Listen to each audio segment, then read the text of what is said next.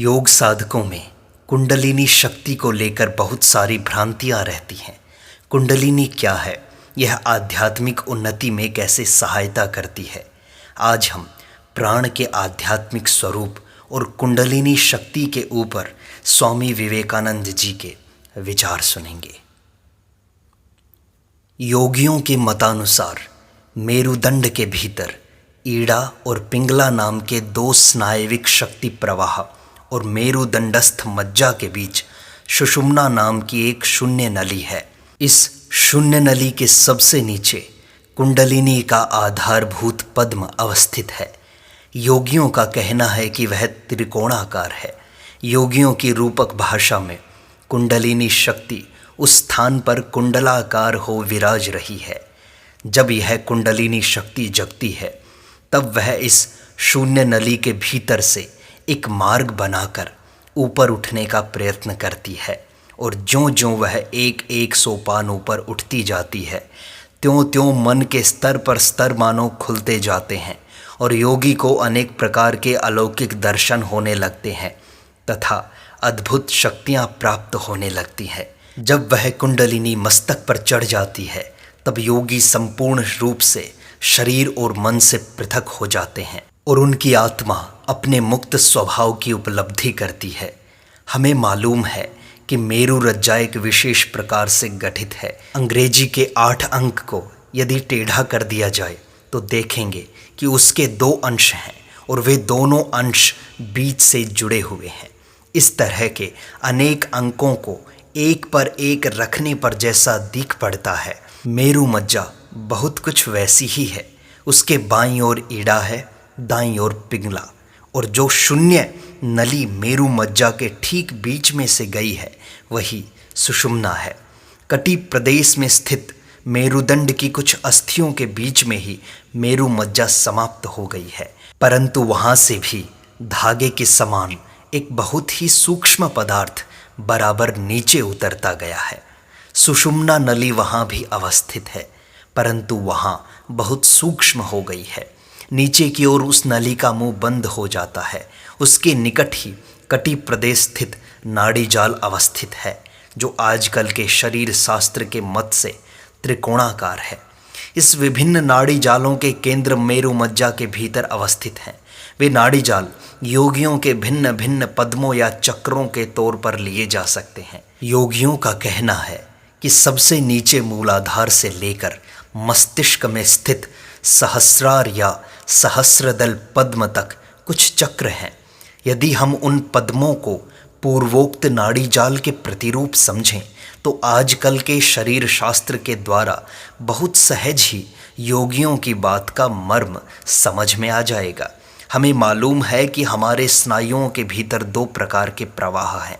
उनमें से एक को अंतर्मुखी और दूसरे को बहिर्मुखी, एक को ज्ञानात्मक दूसरे को कर्मात्मक, एक को केंद्रगामी दूसरे को केंद्र अपसारी कहा जा सकता है। उनमें से एक मस्तिष्क की ओर संवाद ले जाता है, दूसरा मस्तिष्क से बाहर समस्त अंगों में संवाद पहुंचाता है, परंतु अंत में ये प्रवाह मस्तिष्क से संयुक्त हो जाते हैं। आगे आने वाले विषय को स्पष्ट रूप से समझने के लिए हमें पहले और बातें ध्यान में रखनी होंगी। यह मेरु मज्जा मस्तिष्क में जाकर एक प्रकार के बल्ब में मेडुला नामक एक अंडाकार पदार्थ में समाप्त हो जाती है, जो मस्तिष्क के साथ संयुक्त नहीं है, वरन मस्तिष्क में जो एक तरल पदार्थ है उसमें तैरता रहता है। अतः यदि सिर पर कोई आघात लगे तो उस आघात की शक्ति उस तरल पदार्थ से बिखर जाती है और इससे उस बल्ब को कोई चोट नहीं पहुंचती। यह एक महत्वपूर्ण बात है जो हमें स्मरण रखनी चाहिए। दूसरे, हमें यह भी जान लेना होगा कि इन सब चक्रों में से सबसे नीचे स्थित मूलाधार, मस्तिष्क में स्थित सहस्रार और नाभि प्रदेश में स्थित मणिपुर, इन 3 चक्रों की बात हमें विशेष रूप से ध्यान रखनी होगी। अब भौतिक विज्ञान का एक तत्व हमें समझना है। हम लोगों ने विद्युत और उससे संयुक्त अन्य बहुविध शक्तियों की बातें सुनी हैं। विद्युत क्या है, यह किसी को मालूम नहीं। हम लोग इतना जानते हैं कि विद्युत एक प्रकार की गति है। जगत में और भी अनेक प्रकार की गतियां हैं। विद्युत से उनका क्या भेद है? मान लो यह मेज जल रहा है और उसके परमाणु विभिन्न दिशाओं में जा रहे हैं। अब यदि उन परमाणुओं को एक ही दिशा में चलाया जाए तो वह विद्युत के माध्यम से ही किया जा सकता है। समस्त परमाणु यदि एक ओर गतिशील हों तो उसी को विद्युत गति कहते हैं। इस कमरे में जो वायु है उसके सारे परमाणुओं को यदि लगातार एक ओर चलाया जाए तो यह कमरा एक प्रचंड बैटरी के रूप में परिणत हो जाएगा। शरीर शास्त्र की एक और बात हमें स्मरण रखनी चाहिए, वह यह है कि जो स्नायु केंद्र श्वास प्रश्वास यंत्रों को नियमित करता है उसका सारे स्नायु प्रवाहों के नियमन पर भी कुछ अधिकार है। अब हम प्राणायाम करने का कारण समझ सकेंगे।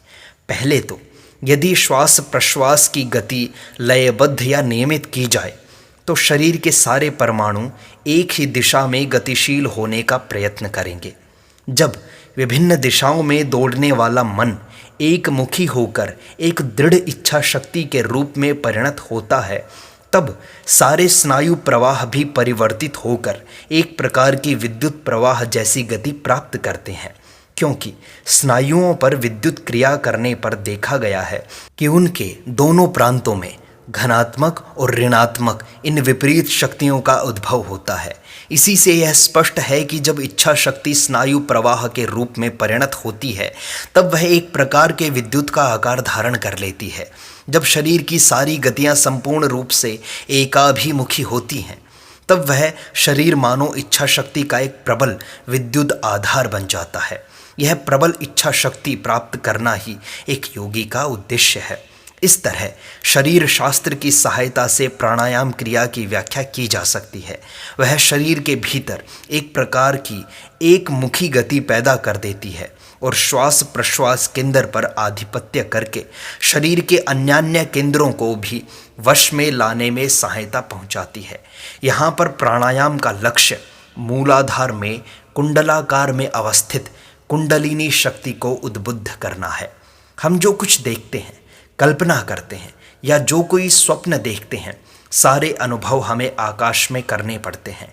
हम साधारणतः जिस परिदृश्यमान आकाश को देखते हैं उसका नाम ही महाकाश है।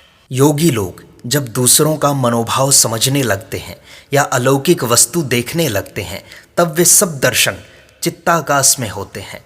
और जब अनुभूति विषय शून्य हो जाती है, जब आत्मा अपने स्वरूप में प्रकाशित होती है तब उसका नाम है चिदाकाश। जब कुंडलिनी शक्ति जागकर सुषुम्ना नाड़ी में प्रवेश करती है तब जो सब विषय अनुभूत होते हैं वे चित्ताकाश में ही होते हैं। जब वह उस नाड़ी की अंतिम सीमा मस्तक में पहुंचती है तब चिदाकाश में एक विषय शून्य ज्ञान अनुभूत होता है। अब विद्युत की उपमा फिर से ली जाए। हम देखते हैं कि मनुष्य केवल तार के योग से एक जगह से दूसरी जगह विद्युत प्रवाह चला सकता है, परंतु प्रकृति अपने महान शक्ति प्रवाहों को भेजने के लिए किसी तार का सहारा नहीं लेती। उसी से अच्छी तरह समझ में आ जाता है कि किसी प्रवाह को चलाने के लिए वास्तव में तार की कोई आवश्यकता नहीं। हम तार के बिना काम नहीं कर सकते हैं, इसलिए हमें उसकी आवश्यकता पड़ती है। जैसे विद्युत तार की सहायता से विभिन्न दिशाओं में प्रवाहित होता है, ठीक उसी प्रकार शरीर की समस्त संवेदनाएं और गतियां मस्तिष्क में और मस्तिष्क से बहिर्देश में प्रेरित की जाती हैं। वह स्नायु तंतु रूप तार की सहायता से होता है। मेरु मज्जा मध्यस्थ ज्ञानात्मक और कर्मात्मक स्नायु गुच्छ स्तंभ ही योगियों की ईड़ा और पिंगला नाड़ियां हैं। उन दोनों प्रधान नाड़ियों के भीतर से ही पूर्वोक्त अंतर्मुखी और बहिर्मुखी शक्ति प्रवाह द्वय संचारित होते हैं। परंतु बात अब यह है कि इस प्रकार के तार के समान किसी पदार्थ की सहायता बिना मस्तिष्क के चारों ओर विभिन्न संवाद भेजना और भिन्न भिन्न स्थानों से मस्तिष्क का विभिन्न संवाद ग्रहण करना संभव क्यों न होगा। प्रकृति में तो ऐसे व्यापार घटते देखे जाते हैं। योगियों का कहना है कि इसमें कृत कार्य होने पर ही भौतिक बंधनों को लांघा जा सकता है। तो अब इसमें कृत कार्य होने का उपाय क्या है? यदि मेरुदंड मध्यस्थ सुषुम्ना के भीतर से स्नायु प्रवाह चलाया जा सके तो यह समस्या मिट जाएगी। मन ने ही यह स्नायु जाल तैयार किया है और उसी को यह जाल तोड़कर किसी प्रकार की सहायता की राह न देखते हुए अपना काम करना होगा। तभी सारा ज्ञान हमारे अधिकार में आएगा, देह का बंधन फिर न रह जाएगा। इसलिए सुषुम्ना नाड़ी पर विजय पाना हमारे लिए इतना आवश्यक है। यदि तुम इस शून्य नली के भीतर से स्नायु जाल की सहायता के बिना भी मानसिक प्रवाह चला सको तो बस इस समस्या का समाधान हो गया। योगी कहते हैं कि यह संभव तो है। साधारण मनुष्यों में सुषुम्ना निम्नतर छोर में बंद रहती है, उसके माध्यम से कोई कार्य नहीं होता। योगियों का कहना है कि इस सुषुम्ना का द्वार खोलकर उसके माध्यम से स्नायु प्रवाह चलाना की एक निर्दिष्ट साधना है। बाह्य विषय के संस्पर्श से उत्पन्न संवेदना जब किसी केंद्र में पहुंचती है तब उस केंद्र में एक प्रतिक्रिया होती है। स्वयं क्रिया केंद्रों में उन प्रतिक्रियाओं का फल केवल गति होता है, पर सचेतन केंद्रों में पहले अनुभव और फिर बाद में गति होती है। सारी अनुभूतियां बाहर से आई हुई क्रियाओं की प्रतिक्रियाएं मात्र होती हैं। तो फिर स्वप्न में अनुभूति किस तरह होती है? उस समय तो बाहर भी कोई क्रिया नहीं होती। अतएव स्पष्ट है कि विषयों के अभिघात से पैदा हुई स्नायविक गतियां शरीर के किसी न किसी स्थान पर अवश्य अव्यक्त भाव से रहती हैं। मान लो मैंने एक नगर देखा। नगर नामक बाह्य वस्तु के आघात की जो प्रतिक्रिया है उसी से उस नगर की अनुभूति होती है, अर्थात उस नगर की बाह्य वस्तु द्वारा हमारे अंतर्वाही स्नायुओं में जो गति विशेष उत्पन्न हुई है उससे मस्तिष्क के भीतर के परमाणुओं में एक गति पैदा हो गई है। आज बहुत दिन बाद भी वह नगर मेरी स्मृति में आता है। इस स्मृति में भी वह ठीक व्यापार होता है जब हुआ था, जब मैंने स्वप्न देखा था, पर अपेक्षाकृत हल्के रूप में। किंतु जो क्रिया मस्तिष्क के भीतर उस प्रकार का मृदुतर कंपन ला देती है वह भला कहाँ से आती है? यह तो कभी नहीं कहा जा सकता कि वह उसी पहले के विषय अभिघात से पैदा हुई है। अतः स्पष्ट है कि विषय अभिघात से उत्पन्न गति प्रवाह या संवेदनाएं शरीर के किसी स्थान पर कुंडलीकृत होकर विद्यमान है और उनकी क्रिया के फलस्वरूप ही स्वप्न अनुभूति रूप मृदु प्रतिक्रिया की उत्पत्ति होती है। जिस केंद्र में विषय अभिघात से उत्पन्न संवेदनाओं के अवशिष्ट अंश या संस्कार मानो संचित रहते हैं उसे मूलाधार कहते हैं और उस कुंडलीकृत क्रिया शक्ति को कुंडलिनी कहते हैं। संभवतः गति शक्तियों का अवशिष्ट अंश भी इसी जगह कुंडलीकृत होकर संचित है, क्योंकि गंभीर अध्ययन और बाह्य वस्तुओं पर मनन के बाद शरीर के जिस स्थान पर यह मूलाधार चक्र अवस्थित है वह तप्त हो जाता है। अब यदि इस कुंडलिनी शक्ति को जगाकर उसे ज्ञात भाव से सुषुम्ना नली में से प्रवाहित करते हुए एक केंद्र से दूसरे केंद्र को ऊपर लाया जाए तो वह ज्यों ज्यों विभिन्न केंद्रों पर क्रिया करेगी त्यों त्यों प्रबल प्रतिक्रिया की उत्पत्ति होगी। जब शक्ति का बिल्कुल सामान्य अंश किसी स्नायु तंतु के भीतर से प्रवाहित होकर विभिन्न केंद्रों में प्रतिक्रिया उत्पन्न करता है तब वही स्वप्न अथवा कल्पना के नाम से अभिहित होता है। किंतु जब मूलाधार में संचित विपुलायतन शक्तिपुंज दीर्घकाल व्यापी तीव्र ध्यान के बल से उद्बुद्ध होकर सुषुम्ना मार्ग में भ्रमण करता है और विभिन्न केंद्रों पर आघात करता है तो उस समय एक बड़ी प्रबल प्रतिक्रिया होती है जो स्वप्न अथवा कल्पनाकालीन प्रतिक्रिया में से अनंत गुनी श्रेष्ठ है ही, पर जागृतकालीन विषय ज्ञान की प्रक्रिया से तो अनंत गुनी प्रबल है। यही अतीन्द्रिय अनुभूति है।